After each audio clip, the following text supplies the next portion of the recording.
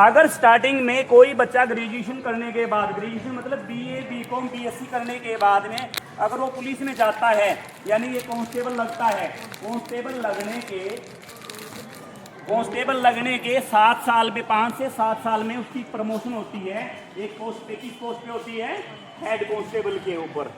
Head constable के 5 से 7 साल के बाद में एक प्रमोशन होती है एएसआई के ऊपर, और एएसआई के 5 साल के बाद में, 7 साल के बाद में प्रमोशन होती है एसआई के ऊपर, सब इंस्पेक्टर के ऊपर, और उसके बाद प्रमोशन होती है इंस्पेक्टर के ऊपर।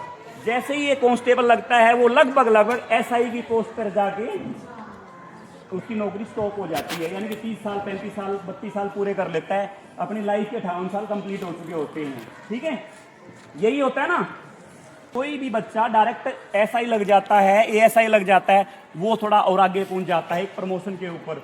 उसके बाद इंस्पेक्टर के बाद एक प्रमोशन होती है डीएसपी की प्रमोशन, ठीक है, डेप्टी सुपरिटेंडेंट ऑफ पुलिस।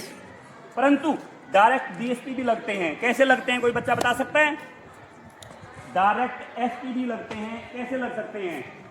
जैसे यूपीएससी बताया था ना मैंने एक संस्था है जिसको बोलते हैं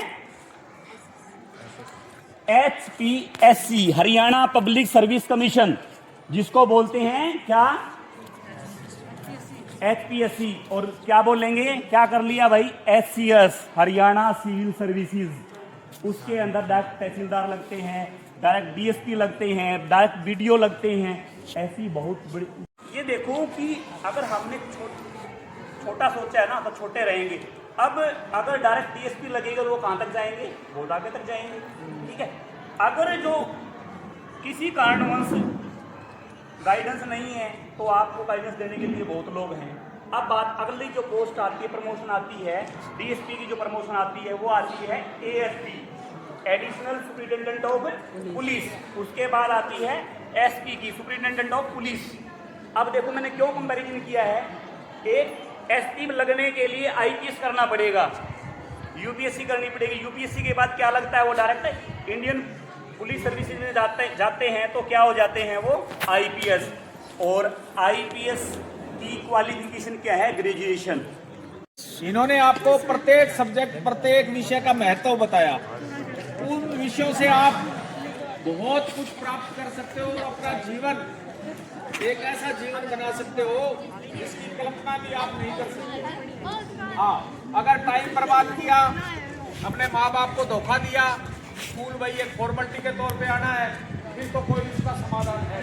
लेकिन अभी आप भगवान ने प्रत्येक बच्चे को कोई न कोई गुण दिया है, और सर मैडम ने यही आपको एक अपना गोल का मतलब फुटबॉल में भी गोल करते हैं ना, जीवन का उद्देश्य क्या होना चाहिए हमारा, उस उद्देश्य के बारे में बहुत विस्तार पूर्वक बताया। मैं पुनः मैडम सुनीता जी का, उनके हस्बैंड मिस्टर कृष्ण कुमार जी का बड़ा धन्यवादी हूँ कि उन्होंने आपको टाइम दिया। आपसे कुछ लिया तो नहीं, बताया ही है।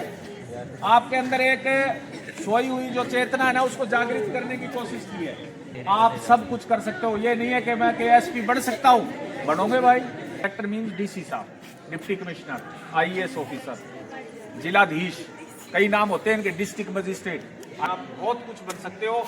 और ये सर ने, मैडम ने जो इतना टाइम दिया, इस बातों को जहन में बिठा लो, दिल में गहराइयों में ले लो और मेहनत करो। बगैर मेहनत तो इस संसार में कुछ नहीं।